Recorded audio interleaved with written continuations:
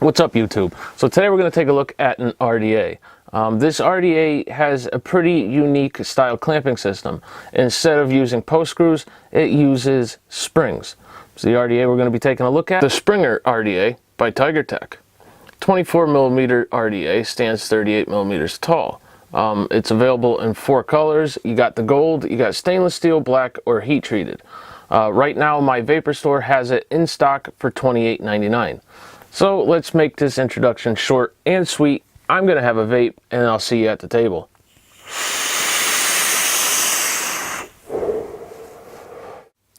Alright guys, here's the box the Springer X RDA comes in.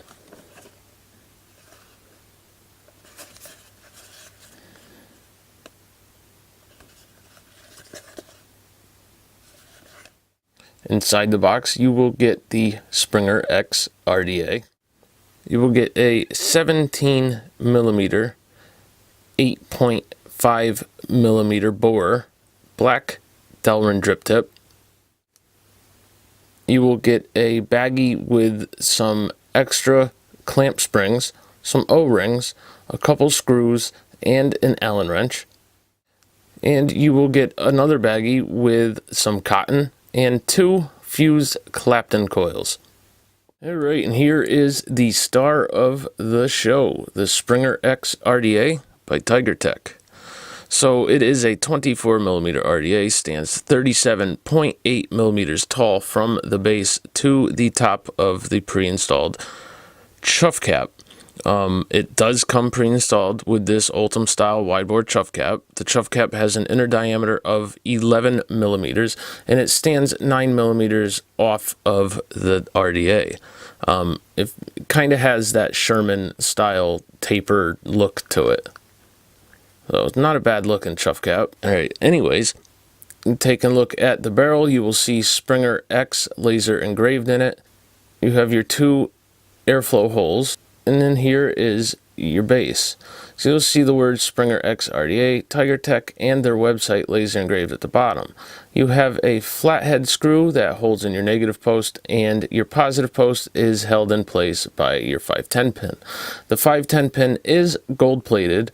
It is not adjustable, and it does protrude 0.9mm. So this RDA is safe to use on your hybrid mech mods.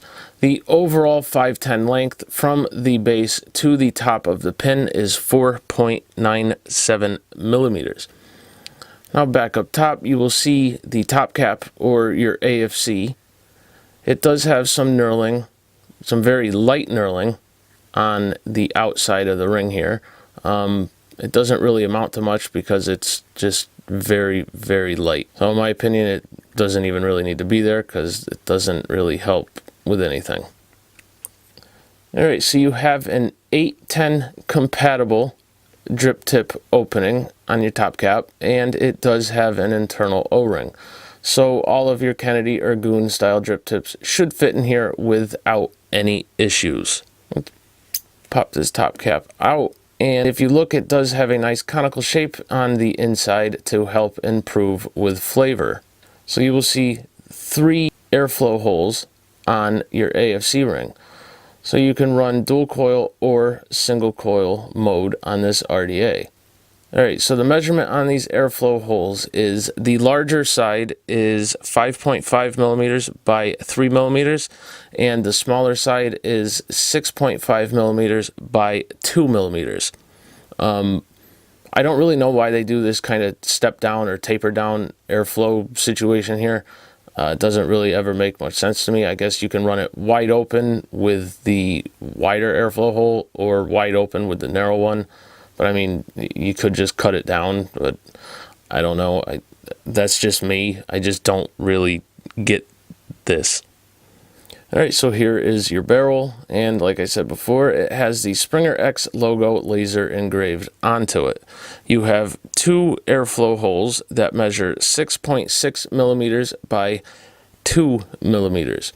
The inner diameter of your barrel is 22.6mm, and the overall height of your barrel is 22.5mm. Now the material on this barrel is kind of on the thin side.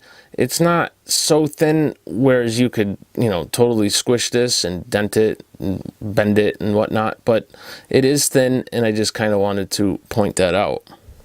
All right, so let's take a look at the build deck and your base. So as you can see, you have two O-rings that hold your barrel on, and these O-rings provide significant amount of resistance, and it holds your barrel on very, very well. So here are your posts. As you can see, there are no screws. Well, the only screw there is this little Allen head screw, and what that does is it removes these posts. So if you have to replace your springs, you're just going to pop that little guy out, pop your post out, swap out your spring, put it back together. So let's actually go ahead and pop the post out real quick. All right, so there is what the post looks like outside of the deck. And there's your spring, and basically the spring just sits just like that. All right, now I did do a little bit of testing on these springs, and what I came up with is that it takes approximately 4.5 to 5 pounds of pressure to actually start to compress these springs. So they definitely use some pretty beefy springs in here, and I mean, I don't see any issues with the clamping force with these springs. The springs definitely seem to keep your leads in place and keep your coils nice and tight. So I guess only time will tell with that, but for as long as I've been using it, I've had no issues with the springs. All right, so each one of your posts contains 4 separate mounting holes. On the bottom, you have 4 1.25 millimeter circular holes, and those holes will be used for your regular just round wire builds. Now on the top, you have 2 inside holes and 2 outside holes. These holes are going to be used for your more exotic or your larger coil builds. The smaller inside holes measure 2 millimeters by 2.4 millimeters, and the outside holes measure 2.5 millimeters by 3 millimeters. You have a 20 millimeter inner diameter juice well, and your juice well is 9 millimeters deep. So you have a pretty significantly deep juice well on this RDA. All right, so that pretty much covers everything on this RDA. Let's go ahead and throw a build in it. All right, so one thing I want to mention first, if you're going to do a single coil build, you can stagger your coils. That won't be an issue. But if you're trying to do a dual coil build, you cannot stagger your coils. You have to use the same holes. Because the way they clamp, if you look, the top of your hole is higher on the outside than the inner one, so you won't get an even clamping force. So you have to use the same holes when building with dual coil. Watch, I'll try and demonstrate this for you. So normally you would stagger your coils, right? So let's just throw this in here really quick. All right, now obviously this isn't how I would build in it, but okay, so I have my coils staggered. I have one lead in the inside, one lead in the outside. So now look, it will not clamp down on the outside. It just will not do it the way the holes are designed. You cannot stagger your coils on using the top holes on this device. Single coil, go right ahead. Dual coil, you cannot do it. All right, so let's throw a build in here real quick. So I'm going to use the 2 inner holes. Basically, I'm just going to push my coil all the way in.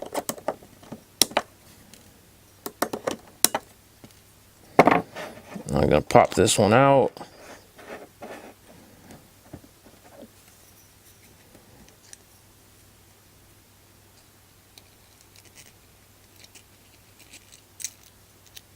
Put that one in.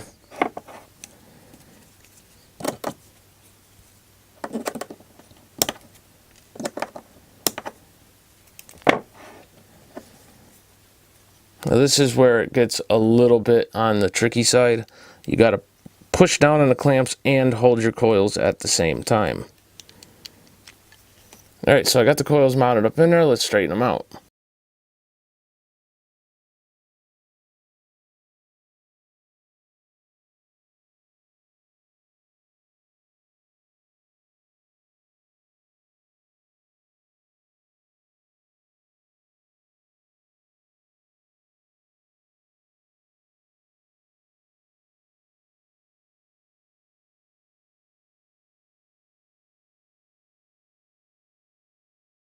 Alright, so one thing I like to do after I get my coils in here and get them set up is I take my flathead screwdriver and I'll go right here, right in there, and I'll just kind of turn it a little bit.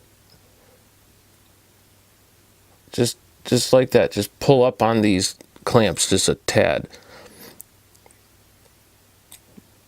Just a little extra reassurance that I got these clamped down good. I'm going to take and throw it on a mod. I'm going to dry burn it. I'll pop some cotton in here, and I'll meet you guys up top.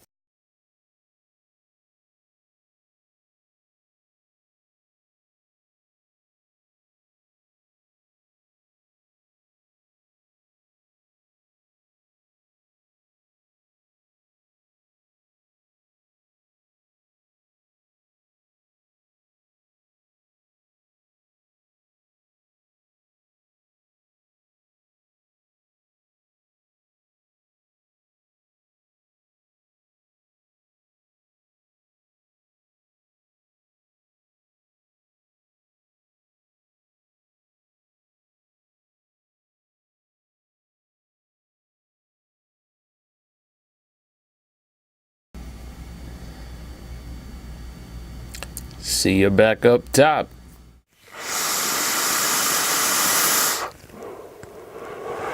Alright guys, welcome back to the top side. So let's do pros and cons, and let's start with pros. The first pro would be the fact that it's Kennedy or Goon compatible. Comes with 2 drip tips, a wide bore chuff cap, and a black Delrin drip tip.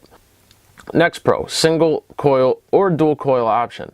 I like when RDAs or RTAs give you the option to run single coil. That's just, it's nice to have that option, so definite pro there. Next pro, 9mm deep juice well.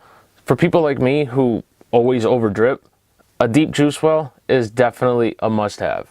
So another pro there. Next pro, airflow. It has a good amount of airflow, and you can dial it down to get a nice restrictive lung hit. Even with it wide open, it's still a restrictive hit. It's just a nice amount of airflow. So right now I got it wide open. Let's have a vape.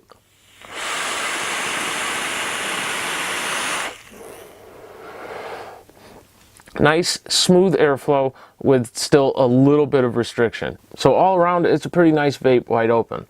So let's cut it down to about half.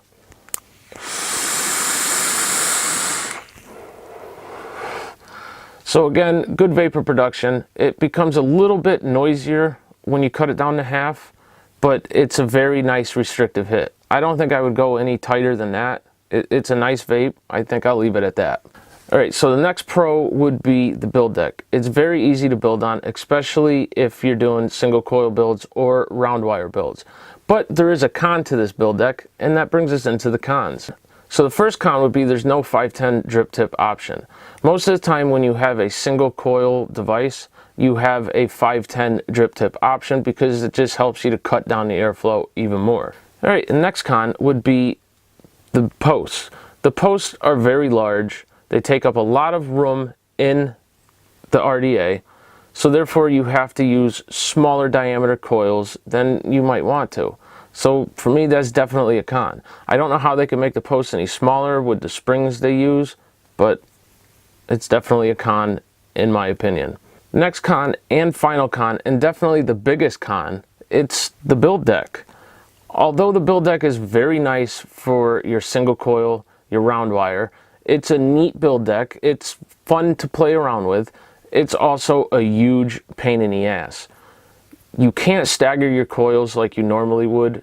In other words, you can't use the outside and inside hole on one and then outside and inside on the other. The way the holes are designed, your outside leads will be loose. It doesn't clamp on the outside leads when you try and stagger your coils. So because of that, you have to use the same 2 holes for all 4 of your leads. And what happens is, because you have to press down on the sturdy springs that are in here, you don't have enough fingers to hold everything.